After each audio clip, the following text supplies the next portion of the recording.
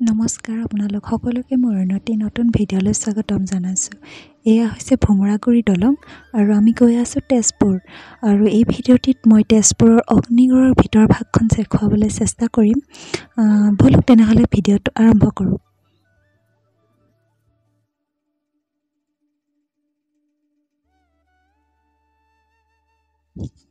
এয়া আমি অগ্নিগড়ৰ পাই গ'লোহি আৰু আমাৰ কাৰণে এতিয়া টিকট কটা হৈ আছে। ব'লক তেনেহ'লে এতিয়া ভিতৰ ভাগলৈ সোমাই যাওঁ আৰু যিমানখিনি দেখুৱাব পাৰোঁ দেখুৱাবলৈ চেষ্টা কৰিম বাৰু। অগ্নিগড় ঊষা আৰু অনিৰুদ্ধৰ প্ৰেমৰ কাহিনীৰ কাৰণে প্ৰসিদ্ধ।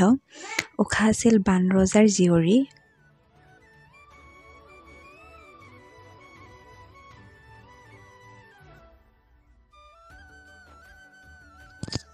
অগ্নিগড় বনাইছিল বাণৰজাই তেওঁৰ জীয়ৰী ঊষাৰ কাৰণে। অগ্নি মানে জুই আৰু গড় মানে হ'ল দেৱাল। এদিনাখন ঊষাই সপোনত এজন ৰাজকুমাৰক মানে অনিৰুদ্ধক দেখা পালে আৰু সেই কথাটো তেওঁৰ বান্ধৱী চিত্ৰলেখাক ক'লে। চিত্ৰলেখা চিত্ৰ অংকনত পাকৈত আছিল আৰু ঊষাই দেখা ৰাজকোঁৱৰক চিত্ৰ আকাৰে আঁকি দিলে।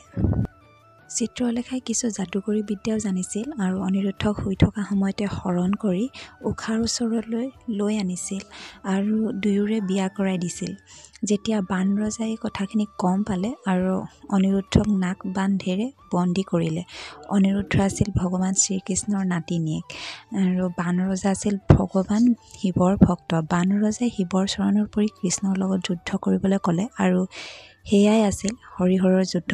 এই যুদ্ধখন বিৰাট ডাঙৰ যুদ্ধ হৈছিল আৰু শেষত ব্ৰহ্মাই সকলো মিলাই দি ঊষা আৰু অনিৰুদ্ধৰ বিয়া কৰাই দিলে।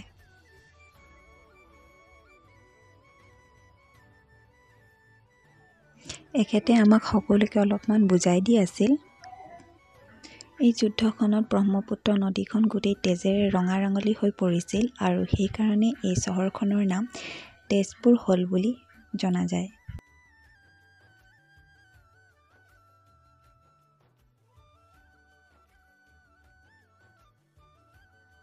বৰ বেছি ভালদৰে আপোনালোকক দেখুৱাবই নোৱাৰিলোঁ, তাৰ কাৰণে দুখিত। আচলতে মোৰ কণমান এজনীয়ে বৰ আমনি কৰিলে, সেইকাৰণেহে ফটো আকাৰে আপোনালোকক দেখুওৱা হ'ল, তাৰ কাৰণে বেয়া নাপায় যেন। তাতে এটা মাছৰুম ঘৰো আছে, আমি তালৈকেও গ'লোঁ, বৰ ভাল লাগিল তালৈ গৈ।